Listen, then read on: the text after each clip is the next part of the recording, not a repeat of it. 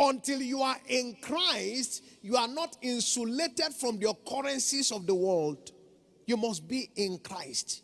You must be in Christ. You must be in Christ. You see, for example, we discover that in the natural, man cannot fly. Is that true? Man cannot fly. Man can jump, but he can't fly. And that's why it's advisable that if men want to jump, they jump from places that they can land without challenge. You don't jump from a story building now, for example. Why? Because you can't fly as a human being. If you jump from there, gravity pulls you down. Because man does not have the capacity to fly. It is not a man's ability to fly. He's not insulated from the force of gravity that pulls everything down. But when a man is in an aircraft, suddenly he can fly. Not because he now has ability to fly, but because he is in the aircraft. So somebody will now say, oh, I just flew from California to New York. It's not witchcraft, it's aircraft. Because he has entered into something now that gives him the capacity to do what? To fly. When a man is in Christ, he is insulated from what pulls other people down. In nature, he cannot fly, but in Christ, he can fly. In nature, he is stranded and limited, but in Christ, he is unlimited and cannot be stranded.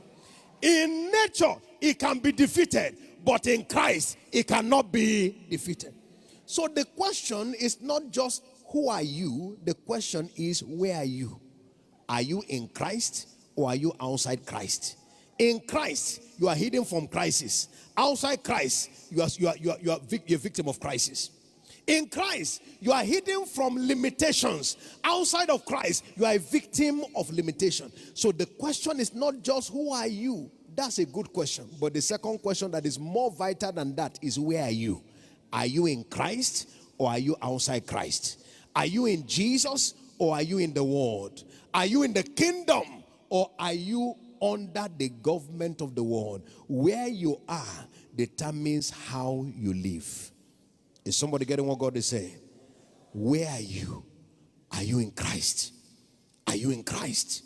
Because that determines your experience.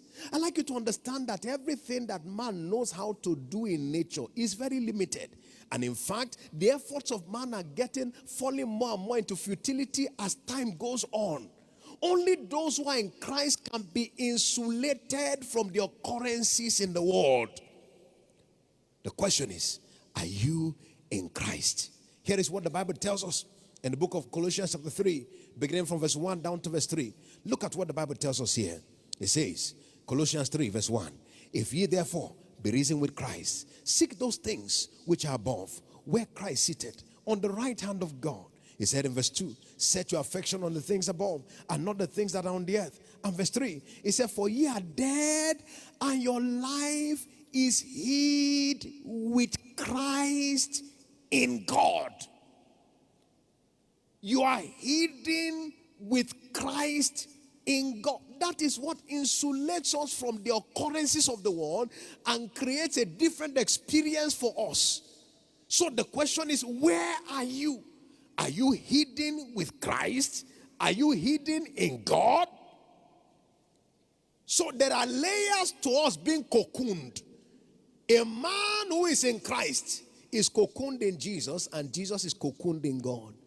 That separates him from every negative experience in the world. That's the difference maker. My prayer this morning is that for each one of us, if you are not yet in him, may today be your day of entry.